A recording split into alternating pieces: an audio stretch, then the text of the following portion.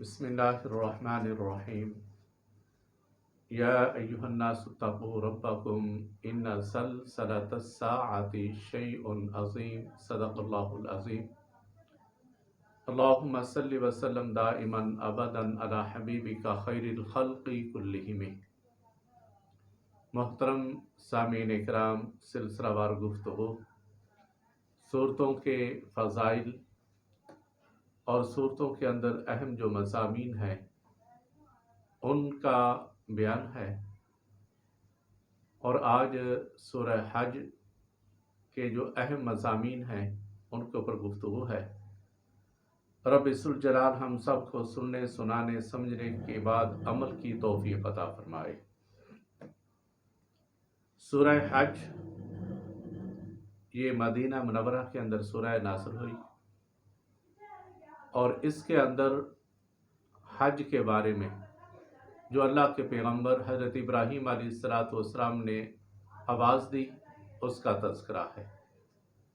ویسے تو خانہ کعبہ کی تعمیر و ترقی کے بارے میں، خانہ کعبہ کی تعمیر اور شعائر اللہ، یہ پہلے سپارے کے اندر بھی اس کا تذکرہ ہے، اور دوسرے سپارے کے اندر بھی جہاں ان الصفا والمروۃ من شعائر اللہ آتا ہے، وہاں شعائر اللہ کا تذکرہ دوسرے پارہ کے اندر بھی آتا ہے، اور حج کی فرضیت چوتھے پارہ کے اندر بھی آتی ہے۔ وَلِلَّهِ عَلَى النَّاسِ حِجُّ الْبَيْتِ مَنِ اسْتَطَاعَ إِلَيْهِ سَبِيلًا، چوتھا پارہ کے اندر بھی حج کے بارے میں احکامات نازل ہوئے ہیں۔ بقیہ اس سورہ مبارکہ کے اندر قربانی کا بھی تذکرہ ہے، اور سب سے پہلی جو آیت مبارکہ آتی ہے سورہ مبارکہ کے اندر وہ قیامت کے بارے میں۔ آج کل ہم قیامت کو بھول گئے ہیں۔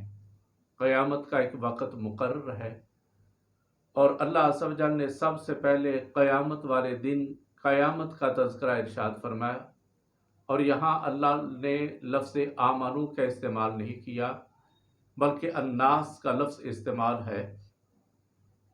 الناس کا مطلب ہے سارے لوگ، تمام لوگ، اور تمام لوگوں کا اللہ نے ارشاد فرمایا یا ایہا الناس، اے لوگو، اتقوا ربکم، رب سے ڈرو،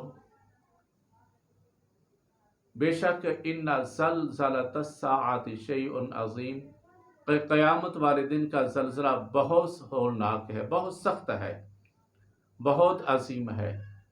اور جب زلزلہ آتا ہے تو پھر انسان کا دل دہل جاتا ہے۔ زلزلے کے اندر عجیب و غریب طرح کی آوازیں پیدا ہوتی ہیں، اور جب زلزلہ شدت والا ہوتا ہے تو بلند و بالا عمارتوں کو بھی تباہ و برباد کر دیتا ہے۔ جن لوگوں نے سن 2005 والا زلزلہ دیکھا ان کو پتہ ہے کتنی بلند و بالا عمارتیں تباہ و برباد ہو گئی، یا مختلف ممالک کے اندر جب زلزلے آتے ہیں تو عمارتیں تباہ و برباد ہو جاتی ہیں۔ تو یہاں رب ذوالجلال نے قیامت والے دن جب زلزلہ آئے گا نا، زمین و آسمان جب ہل جائیں گے، زمین ٹکڑے ٹکڑے ہو جائے گی، اس کا تذکرہ اللہ پاک نے ارشاد فرمایا، اے لوگو اس وقت سے ڈرو جب یہ زمین کے اوپر ایک عظیم زلزلہ آئے گا۔ اور پھر اس وقت حالت کیا ہوگی، یعنی جب قیامت کے بعد بندہ اٹھے گا تو حالت کیا ہوگی؟ یوم ترونہا تذہل کل مرضعۃ عما ارضعت، اس وقت ہر دودھ پلانے والی اپنے بچے کو بھول جائے گی کہ میں نے اس کو دودھ پلایا تھا۔ یعنی حالت اور اس وقت سمائی ایسا ہوگا کہ ہر ایک آدمی کے اندر افراتفری کے عالم میں بھاگتا جائے گا۔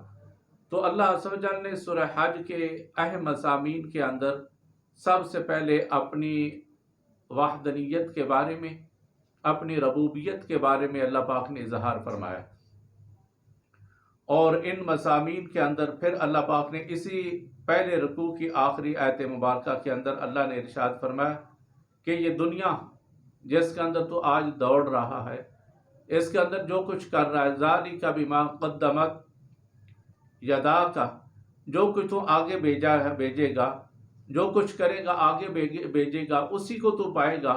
وَأَنَّ اللَّهَ لَيْسَ بِظَلَّامٍ لِّلْعَبِيدِ، اور تیرا رب اپنے بندوں کے اوپر ظلم نہیں کرتا۔ جو انسان نے دنیا کے اندر کمانا ہے قیامت والے دن وہی بندے کو ملنا ہے۔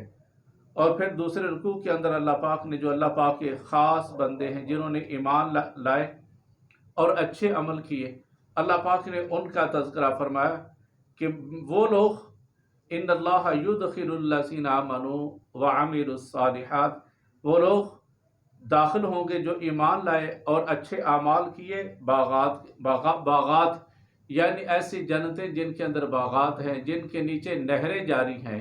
اللہ جس انداز میں چاہتا ہے کر دیتا ہے۔ یہاں اللہ پاک نے اپنے بندوں کا خاص صفت بیان کی جو ایمان والے ہیں اور ایمان لانے کے بعد اچھے عمل کرتے ہیں۔ اللہ تبارک تعالیٰ کا ان کے اوپر کرم کیا ہوگا؟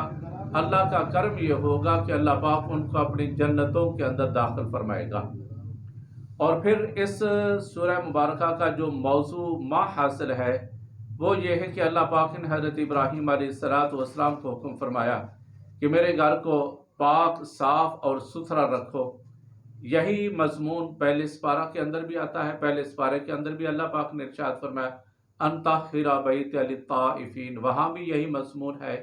اور ادھر بھی رب ذوالجلال نے 17واں پارہ سورہ حج کے اندر وہی مضمون کو دوبارہ دہرایا کہ میرے گھر کو صاف اور ستھرا رکھو، للطائفین طواف کرنے والوں کے لیے، والقائمین اور قیام کرنے والوں کے لیے، والرکع السجود اور رکوع اور سجود کرنے والوں کے لیے میرے گھر کو صاف اور ستھرا رکھے، پاک رکھے۔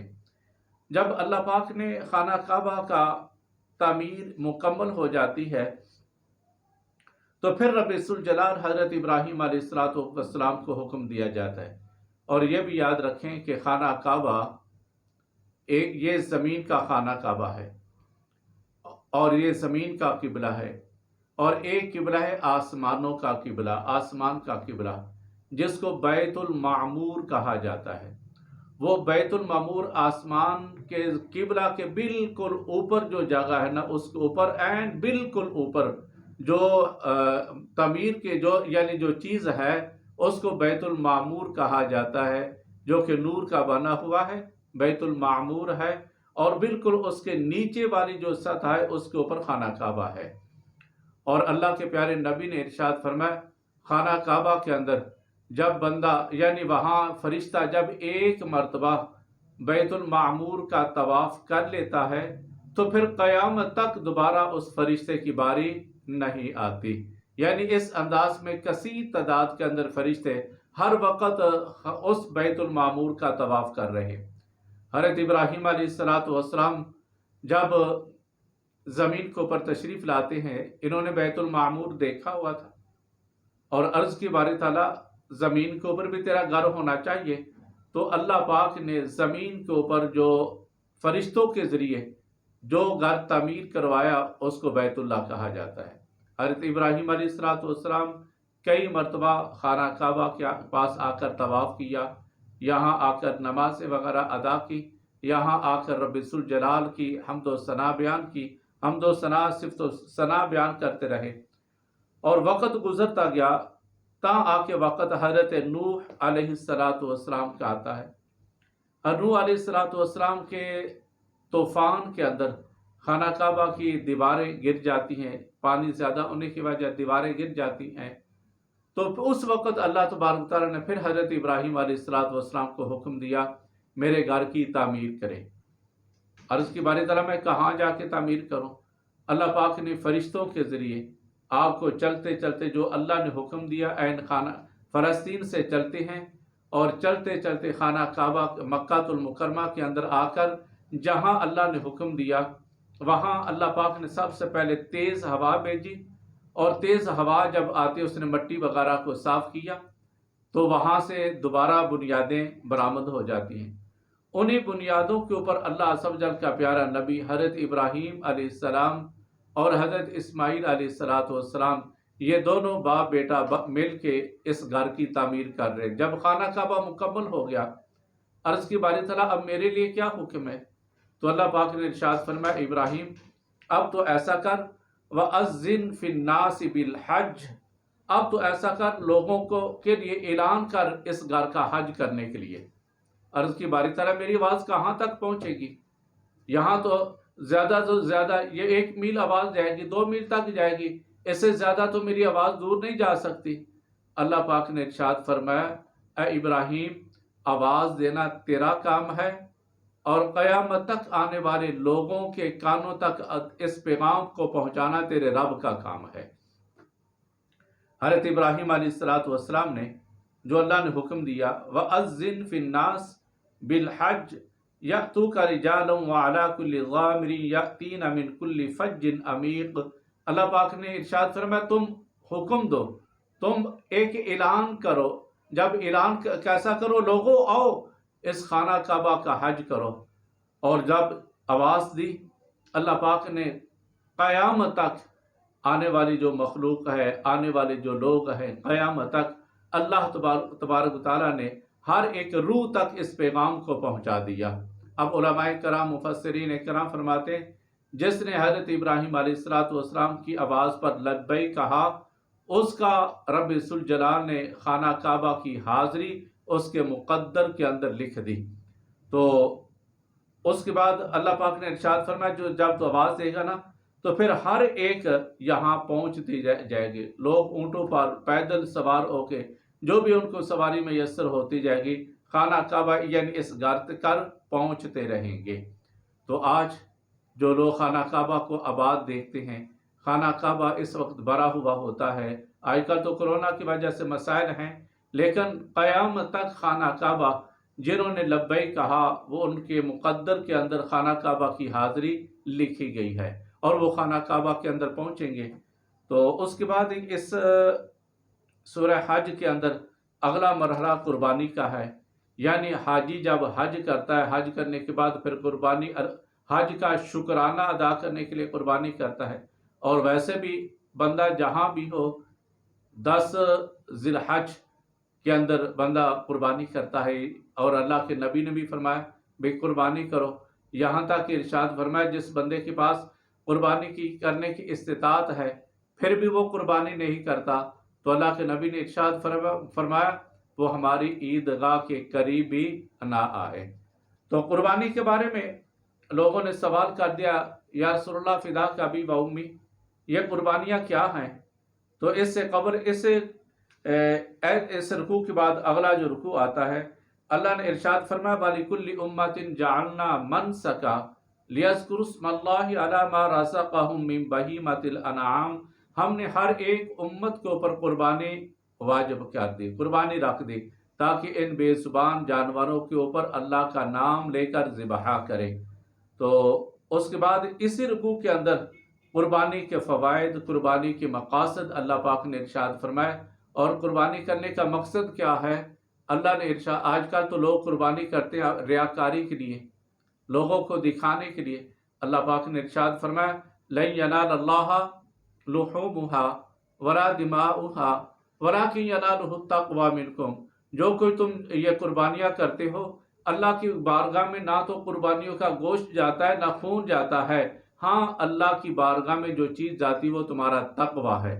یعنی بندہ خلوص نیت کے ساتھ جو بھی اللہ کی بارگاہ میں جو اللہ نے بندے کو وسائل دیے جانور ذبح کرتا ہے، قربانی کرتا ہے، اللہ بندے کے تقوی کو دیکھتا ہے، خلوص کو دیکھتا ہے۔ اور اس کے بعد اور بھی بے شمار مضامین ہے اس قرآن کریم کے اندر۔ سب سے زیادہ جو اللہ کے نیک بندے ہیں اللہ پاک نے ان کے ساتھ جو وعدہ کیا ہے، جیسا کہ اللہ نے ارشاد فرمایا وَالَّذِينَ آمَنُوا وَعَمِلُوا الصَّالِحَاتِ لَهُم مَّغْفِرَةٌ وَرِزْقٌ کریم۔ جو بندہ ایمان لایا، اچھے عمل کیے، اللہ اس کی مغفرت بھی کرے گا اور اس کو رزق عظیم بھی رب ذوالجلال رزق کریم برکت والا اللہ اس کو رزق بھی عطا فرمائے گا۔ تو اس سے مراد کیا ہے؟ جو بندہ ڈرتا رہے اللہ اس کو خزانہ غیب سے رزق عطا فرماتا ہے۔ اور مین اس سورہ کا محور حج کرنا ہے۔ اور حج یعنی بندہ عمرہ کرتا نا تو عمرے کو چھوٹا حج کہا جاتا ہے۔ ایک حج ہوتا ہے جو ہر بندہ جاتا ہے، دوسرا ہے عمرہ، عمرے کو چھوٹا حج کہا جاتا ہے۔ تو علماء کرام مفسرین کرام فرماتے ہیں جب بندہ سورہ حج کی تلاوت بار بار کرتا رہتا ہے، کثرت کے ساتھ کرتا رہتا ہے، تو اللہ پاک اس کے نصیب کے اندر بھی حج و عمرہ کی سعادت اللہ پاک لکھ دیتا ہے۔ تو اللہ پاک ہم سب کو سورہ حج کی بار بار تلاوت کرنے کی اللہ پاک توفیق عطا فرمائے، تاکہ اس کے صدقے اللہ ہم سب کو حرمین طیبین کی حاضری کی سعادت نصیب فرمائے۔ وآخر دعوانا الحمدللہ رب العالمین۔ السلام علیکم ورحمۃ اللہ وبرکاتہ۔